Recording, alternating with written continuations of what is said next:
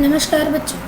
तो आज मैं आप लोगों के लिए लेकर आई हूँ साइंस का क्लास 8 का चैप्टर 2 जिसका नाम है सूक्ष्म जीव मित्र एवं शत्रु।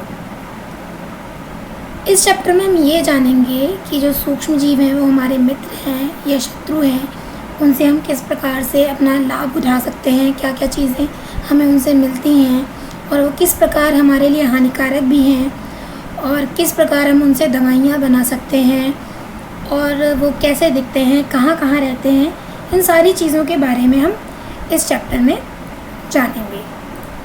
चलिए, सूक्ष्म जीव क्या होते हैं?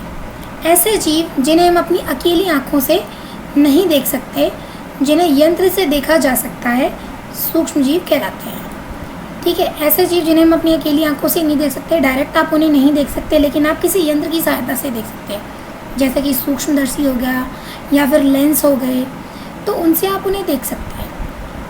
सूक्ष्म जीवों को 4 भागों में बांटा गया है: जीवाणु, कवक, प्रोटोजोआ और शैवाल। ये 4 भाग हैं: जीवाणु, कवक, प्रोटोजोआ और शैवाल। इन 4 भागों में इन्हें बांटा गया है। इसके अलावा एक और सूक्ष्म जीव होता है, जैसे कहते हैं हम विषाणु। इसे हम वायरस के नाम से भी जाते हैं। इसे हमने थोड़ा सा अलग इसलिए रखा क्योंकि ये वो सूक्ष्म जीव हैं जो परपोषी में ही गुणन करते हैं। परपोषी में ही गुणन करते हैं मतलब यानी कि जो दूसरे जीवों पर निर्भर करते हैं, यानी दूसरे जीवाणु, पौधे या जंतु हों, उनकी कोशिकाओं में जाने के बाद ही गुणन करते हैं, तभी ये बढ़ते हैं, अदरवाइज़ ये बढ़ नहीं सकते। तो कुछ सामान्य रोग जैसे हमारे जुकाम हो गया, खांसी हो गया या इन्फ्लुएंजा हो गया, फ्लू हो गया, ये सब जो रोग होते हैं ये वायरस यानी विषाणु के कारण होते हैं। पोलियो, खसरा, ये भी विषाणुओं द्वारा ही होता है। ठीक है, सूक्ष्म जीव कहाँ रहते हैं? ये बर्फीली शीत से उष्ण गर्म स्रोतों तक हर प्रकार की परिस्थिति में रह सकते हैं, यानी चाहे सर्दी का मौसम हो या ठंडी जगह हो या गर्म जगह हो, हर जगह ये पाए जाते हैं। अलग अलग टाइप के मरुस्थल और दलदल में भी पाए जाते हैं। मनुष्य में भी पाए जाते हैं, यानी हमारे अंदर भी पाए जाते हैं। सूक्ष्म जीव बहुत सारे हमारे अंदर भी होते हैं, जंतुओं में भी पाए जाते हैं। कुछ सूक्ष्म जीव जो होते हैं वो दूसरों पर आश्रित होते हैं, यानी कि अगर उनको कोई दूसरी बॉडी मिलेगी या दूसरा कोई जंतु मिलेगा तो उन्हीं पर वो जीवित रह सकते हैं। लेकिन कुछ स्वतंत्र रह सकते हैं, अपने आप अकेले रह सकते हैं, जैसे कि अमीबा है।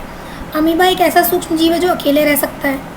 लेकिन कवक और जीवाणु जो है वो समूह में रहते हैं, ग्रुप में रहते हैं, बहुत सारे इकट्ठे होंगे तभी रह सकते हैं। ठीक है, जीवाणु क्या होता है? जीवाणु बहुत ही छोटे जीव होते हैं जो अनेक रोगों की उत्पत्ति का कारण होते हैं। बहुत सारे रोग भी इनसे होते हैं, लेकिन कुछ ऐसे जीवाणु भी होते हैं जो हमारे लिए लाभदायक होते हैं, जिनसे हमें फ़ायदा होता है, जैसे कि लैक्टोबैसिलस। लैक्टोबैसिलस एक ऐसा सूक्ष्म जीव है जो दूध को दही में जमा देता है। आप लोगों ने घर में दही जमाई होगी, कभी मम्मी से पूछना, वो रात में थोड़ा सा पुराना दही या थोड़ा सा जामुन उसमें डालकर दूध में रख देते हैं और सुबह तक दही जम जाती है। तो वो जो दही जमने का कारण होता है वो होता है ये लैक्टोबैसिलस सूक्ष्म जीव। इसकी वजह से दूध दही में परिवर्तित हो जाता है।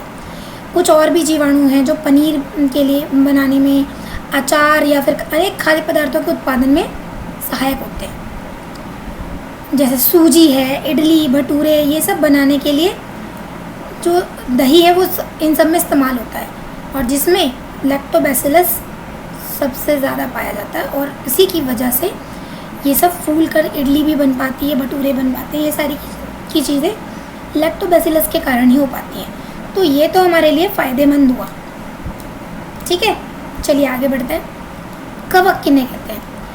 कवक या फफूंद, इसे फफूंद भी कहते हैं हम, एक प्रकार का जीव है जो अपना भोजन सड़े गले मृत कार्बनिक पदार्थों से प्राप्त करता है।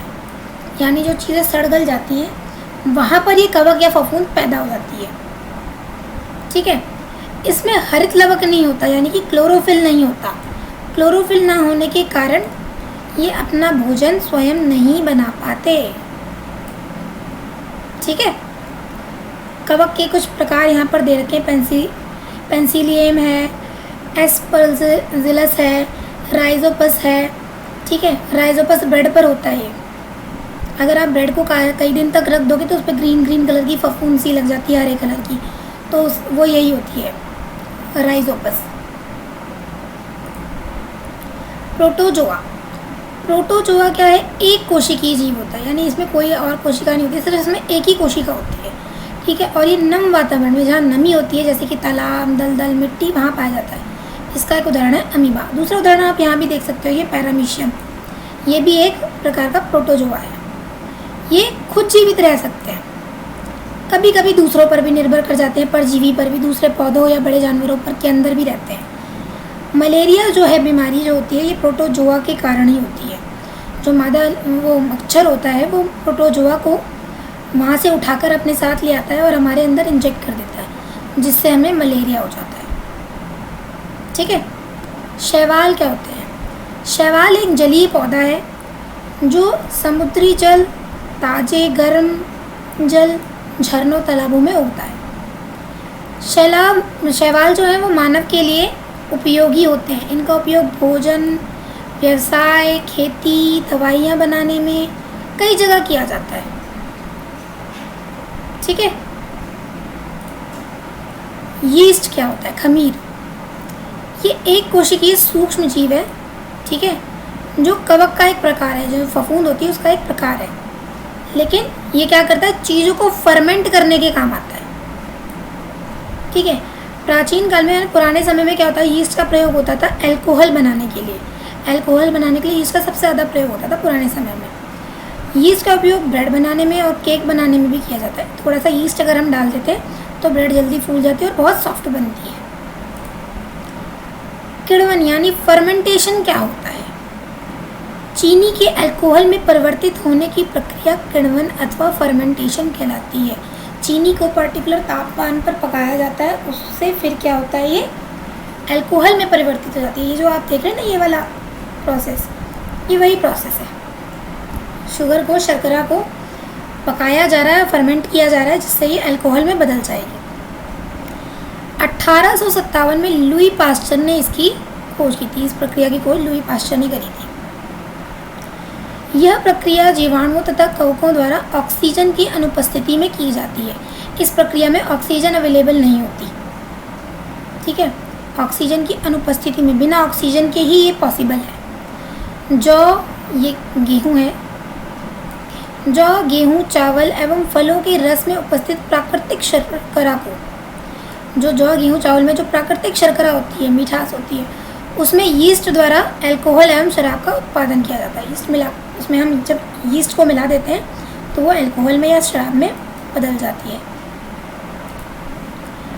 सन 1929 यानी 1929 में अलेक्जेंडर फ्लेमिंग ने जीवाणु रोगों से बचाव हेतु एक संवर्धन का प्रयोग कर रहे थे। अचानक उन्होंने संवर्धन तस्तरी पर हरे रंग की फफूंद के छोटे बीजाणु देखे। उन्होंने पाया कि फफूंद जीवाणु की वृद्धि को रोकते हैं और यह तथ्य पाया कि बहुत सारे जीवाणु फफूंद द्वारा मारे गए। इस प्रकार फफूंद से एक दवाई बनाई गई जिसका नाम था पेनिसिलिन, ठीक है। यानी पेनिसिलिन की खोज किसने की? अलेक्जेंडर फ्लेमिंग ने। और कब की? 1929 में, ठीक है। ये याद रखना है बच्चों आपको। प्रतिजैविक क्या होते हैं? प्रतिजैविक बीमारी पैदा करने वाले सूक्ष्म जीव को नष्ट कर देते हैं। जो भी सूक्ष्म जीव हमारे अंदर शरीर में बीमारी पैदा करते हैं उनको प्रतिजैविक जो है वो नष्ट कर देते हैं या फिर उनकी वृद्धि को रोक देते हैं। इन्हें हम एंटीबायोटिक भी कहते हैं। ये रसायन सूक्ष्म जीव जैसे जीवाणु का फफूंद आदि से तैयार किए जाते हैं, जो हमारे लिए फ़ायदेमंद होते हैं, उनसे तैयार किए जाते हैं। कुछ प्रतिजैविक हैं स्ट्रेप्टोमाइसिन, टेट्रासाइक्लिन और एंथ्रोमाइसिन, जो आसानी से प्रयोग किए जाते हैं। पशु आहार और कुक्कुट आहार में भी प्रतिजैविक मिलाए जाते हैं, जिसका उपयोग पशुओं में सूक्ष्म जीवों का संरक्षण रोकना है, ताकि सूक्ष्म जीव जो पशुओं में संरक्षण ना कर पाए। प्रतिरक्षी यानी एंटीबॉडी क्या होता है? यह एक तरह का प्रोटीन होता है जो विभिन्न प्रकार के बैक्टीरिया, वायरस से लड़ने में हमारी मदद करता है। इस तरह से हमारा शरीर बैक्टीरिया से फाइट करता है। शरीर का को यह भी याद रहता है, स्मरण रहता है, नहीं याद रहता है वही सूक्ष्मजीव अगर हम हमारे शरीर में पुनः प्रवेश करते हैं, दोबारा हम पर अटैक करते हैं, तो किस प्रकार से लड़ेगा, प्रतिरक्षी किस प्रकार से लड़ेगा उन बैक्टीरिया से, उसे फिर से याद रहता है, तो उसको टाइम नहीं लगता, फिर हम जल्दी रिकवर कर जाते हैं। टीका या वैक्सीन एक प्रकार का द्रव्य है जिसका प्रयोग विशेष रोगों से लड़ने की क्षमता बढ़ जाती है। अगर हम वैक्सीन का प्रयोग करते हैं तो उस टाइप की रोगों से लड़ने की क्षमता हमें बढ़ जाती है और हम जल्दी ही बीमारी से ठीक हो जाते हैं। कुछ बीमारियों से बचने के लिए टीके ऑलरेडी बनाए गए हैं।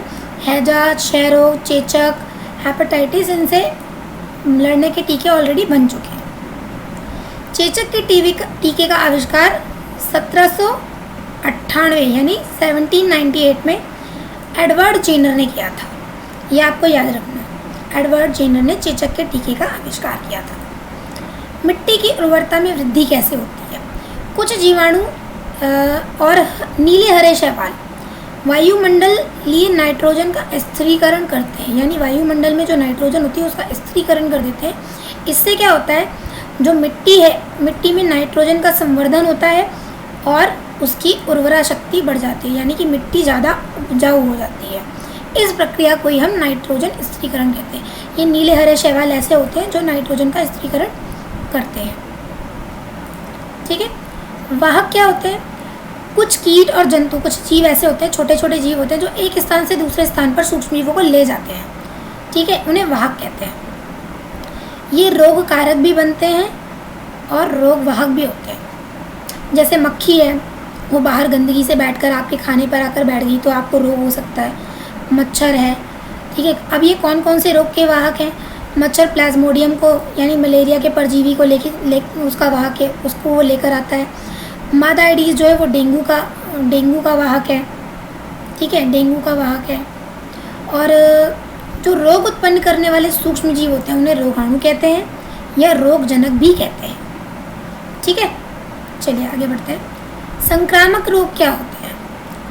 संक्रामक रोग सूक्ष्म जीवों द्वारा होने वाले ऐसे रोग जो एक संक्रमित व्यक्ति से स्वस्थ व्यक्ति में वायु, जल, भोजन अथवा कायिक संपर्क द्वारा फैलते हैं, उन्हें संक्रामक रोग या संचरणीय रोग कहा जाता है। जैसे कि हैजा, सर्दी जुकाम हो गया, चिकन पॉक्स हो गया। ये सब क्या हुआ, अगर क्या कहते हैं, मुझे खांसी जुकाम है और मैंने छींक दिया तो दूसरा व्यक्ति जो उसके संपर्क में आता है उसको भी खांसी जुकाम हो सकता है। ठीक है, मनुष्य में सूक्ष्म द्वारा होने वाले सामान्य रोग कैसे कैसे रोग होते हैं? क्षय रोग जो होता है वो जीवाणु से होता है, वायु द्वारा। खसरा भी वायु द्वारा होता है। चिकन पॉक्स भी वायु द्वारा आता है, सीधे संपर्क में आने से होता है। ये सब वायरस है। पोलियो भी वायु या जल दोनों के द्वारा होता है। हैजा जल और भोजन के द्वारा होता है। टाइफाइड पानी से होता है। हेपेटाइटिस से पानी से होता है। मलेरिया मच्छर से। मतलब ये उनके तरीके हैं। पानी में मिल जाता है और अगर हम उबला हुआ पानी पिएंगे और टीके का प्रयोग करेंगे तो हमें हेपेटाइटिस नहीं होगा। ये बचने के तरीके हैं इन सब चीज़ों से। रोगी व्यक्ति को पूरी तरह से अन्य व्यक्तियों से अलग रखना चाहिए। अगर हमें क्षय रोग, खसरा, चिकन पॉक्स या पोलियो हो जाए तो उन्हें अलग रखो। ठीक है, उनकी वस्तुओं को भी अलग रखना चाहिए और टाइम टाइम पर हमें टीकाकरण यानी टीके लगवाते रहना चाहिए। अगर हैजा या टाइफाइड है तो क्या करना चाहिए? घर में स्वच्छता रखनी चाहिए और अच्छी आदतों को अपनाना चाहिए। पके हुए भोजन को खाना चाहिए। पानी उबाल कर पीना चाहिए। हेपेटाइटिस है तो पानी को उबाल कर पिएँ और टीका नियमित लगवाएं।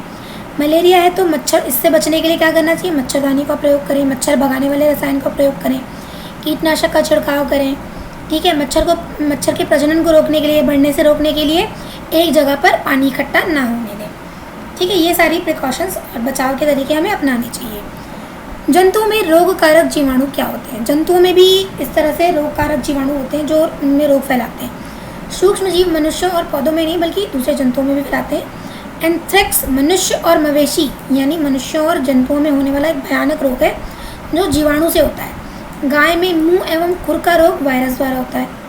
जो रॉबर्ट कोर्च हैं थे, उन्होंने सन 1876 में यानी 1876 में बैसिलस एंथ्रेसिस नामक जीवाणु की खोज की थी जो एंथ्रेक्स रोग को पैदा करता है।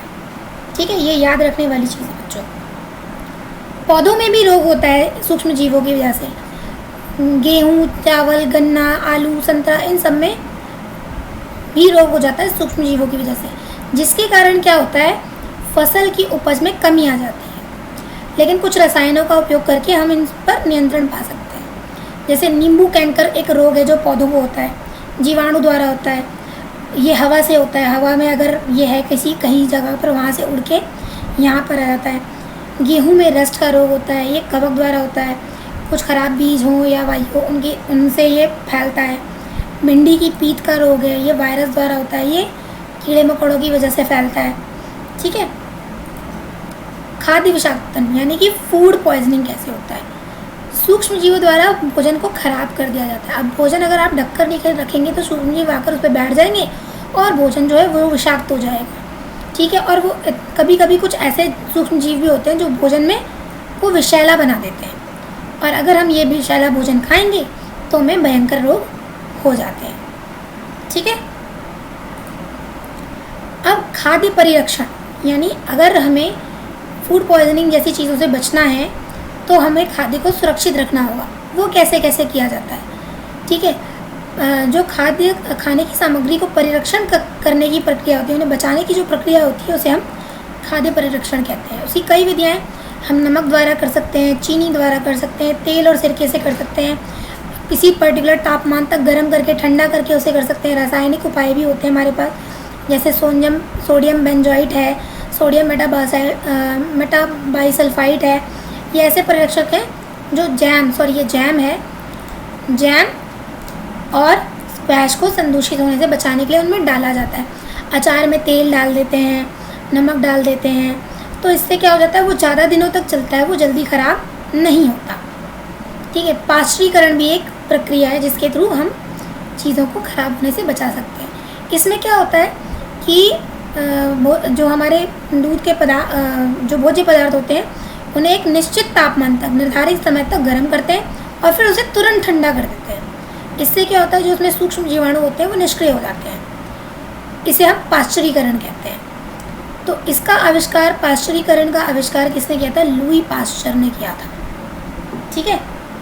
और जो हमारा जो दूध आता है थैलियों में वो भी पाश्चरीकृत होकर आता है, और वो पाश्चरीकरण प्रक्रिया द्वारा ही होकर हमारे पास आता है। नाइट्रोजन स्थिरीकरण क्या होता है? प्रकृति में कुछ ऐसे सूक्ष्म जीव पाए जाते हैं जो वातावरण से सीधे नाइट्रोजन को ग्रहण कर लेते हैं और इसका रूपांतरण उपयुक्त जैविक यौगिकों में करते हैं। इसी प्रक्रिया को हम नाइट्रोजन स्थिरीकरण करते हैं। तड़ित विद्युत यानी कि जो बिजली कड़कती है उससे भी नाइट्रोजन का स्थिरीकरण होता है। नाइट्रोजन वायु में, हमारी जो वायुमंडल है उसमें स्थिर मात्रा में रहती है। ठीक है। हमारे वायुमंडल में 78% नाइट्रोजन है। अब वो स्थिर मात्रा में कैसे रहती है, ये हम नाइट्रोजन चक्र से समझेंगे अभी आगे कि कैसे वो नाइट्रोजन की जो मात्रा है लगभग स्थिर बनी रहती है, कम ज़्यादा नहीं होती। नीले हरे शैवाल वायुमंडल ये नाइट्रोजन का स्थिरीकरण करने में स्थिरीकरण करके नाइट्रोजन यौगिकों में परिवर्तित कर देते हैं। चलिए आगे बढ़ते हैं। राइजोबियम नामक जो जीवाणु होता है वो लेग्यूम पौधों की जड़ों में पाया जाता है। ये देखिए, लेग्यूम पौधों की जड़ों में जो ये ग्रंथियाँ हैं, यहाँ पर राइजोबियम पाया जाता है जो कि वायुमंडल में उपस्थित नाइट्रोजन को मिट्टी में स्थिरीकृत कर देता है, जिससे मिट्टी की उर्वरता शक्ति जो है बढ़ जाती है, यानी कि मिट्टी जो है वो उपजाऊ हो जाती है। लेग्यूम पौधों के उदाहरण है सेम और मटर। ठीक है। ये है नाइट्रोजन का चक्र। अब देखो, वायुमंडल में जो नाइट्रोजन है वो बिजली कड़कने के द्वारा आई और मिट्टी में मिल गई। ठीक है। जीवाणु और नीले हरे शैवालों ने इसका स्थिरीकरण किया।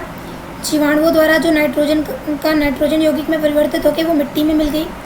ठीक है। फिर मिट्टी से पौधों द्वारा अवशोषित करी गई, पौधों ने लिया, पौधों द्वारा जंतुओं ने लिया, जंतु उत्सर्जन एवं जीवों की मृत्यु द्वारा वापस जो है वो जंतु ने जो उत्सर्जन किया, खाने के बाद जो अपशिष्ट पदार्थ निकाले या उनकी मृत्यु के बाद जो जंतु मिट्टी में दब के सड़ गए, वो सब वापस मिट्टी में नाइट्रोजन सारा मिल गया। ठीक है। और ये नाइट्रोजन वापस जीवाणुओं द्वारा गैसीय अवस्था में, ठीक है, वाष्पीकृत होकर गैसीय अवस्था में फिर से कहाँ चला गया? वायुमंडल में चला गया। तो ये एक तरीके का नाइट्रोजन का जो पूरा है वो चक्र बन जाता है। ठीक है। इस तरह ये नाइट्रोजन हमारे वायुमंडल में बराबर बनी रहती है। आई होप आपको ये चैप्टर अच्छे से समझ आया होगा। अब आप इसके दिए हुए क्वेश्चन आंसर्स भी आसानी से कर लेंगे। चलिए, घर में खुश रहिए, स्वस्थ रहिए और सेफ रहिए। नेक्स्ट वीडियो के साथ फिर जल्दी ही मुलाकात होगी। Thank you.